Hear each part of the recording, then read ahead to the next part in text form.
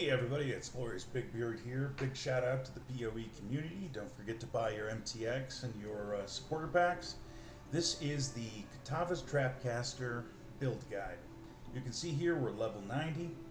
This is our gear. We are using the Architect's Hand to change casting speed into trap throwing speed. We are using Kitava's Thirst to generate mana. I know that's kind of like an oxymoron, isn't it?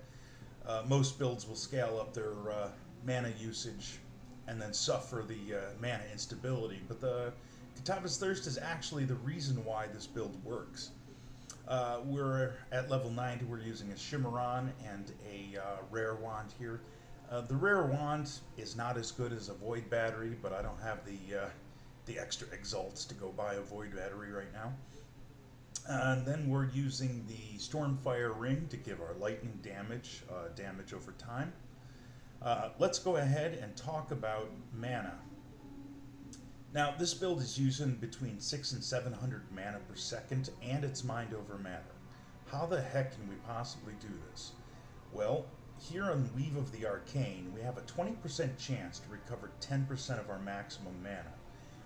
We crafted a Blue Pearl Amulet. It's got nice mana regeneration on it, but it also has, because we used an Essence of Insanity, an additional 10% chance to recover 10% of mana whenever you use a skill.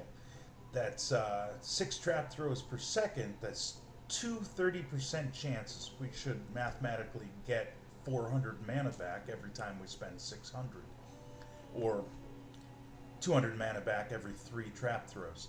The Kitava's Thirst, however, also triggers once, approximately once every 3 trap throws.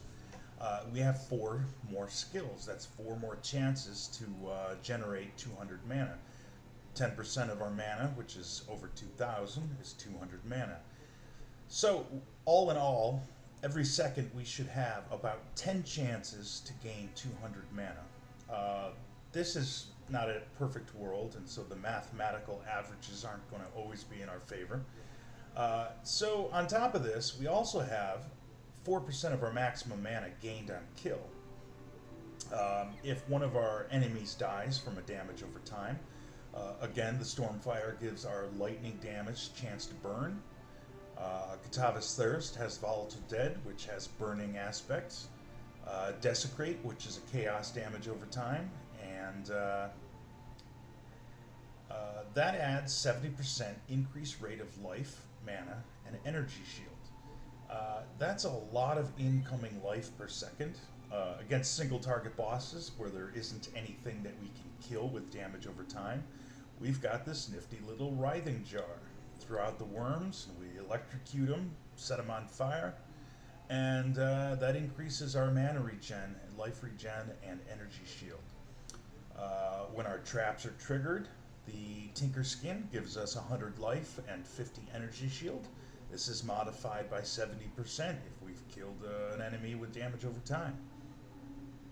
The build uses a lot of power charges and frenzy charges. We're gaining 4% of spell damage, 4% spell damage increase per power charge. The build has, let me count them, 3, 4, 5, it'll be 6 with the Void Battery. Does this one give you a power charge? No. We're currently at 6, we'll be up to 7. That's a 28% increase in spell damage, plus on the Ascendancy we gain an additional 5% increased damage per frenzy charge, an additional 5% increase for power charges. That's almost 60% increase in damage when we're at full power charges. We have a number of different ways to gain power charges, and for the most part, we're always at max power charges and frenzy charges. During your leveling process, one thing to be aware of is that Clever Construction gives your traps immunity from damage for the first 5 seconds after you throw them. Throwing traps into desecrated ground or burning ground, the traps will instantly be destroyed. You're going to want to get this somewhere in the 40s range. So what we're going to do first is we're going to come out here to Trickery, and we're going to shortcut. grab this strength here. We're going to grab life there, life here. We're going to grab life here, and then we're going to start filling in the life here. We do all of our life gain right at the beginning. Afterwards, we're going to come straight out here to clever construction. We're going to respect this area through here, and we're going to grab the additional resistances before we get to maps. The build is crazy strong. If you want to see the build in action, I suggest the 6-minute Atrazi Temple video on my website. Says it all. Atrazi didn't stand a chance against this build. I hope you guys like the build guide, and peace out.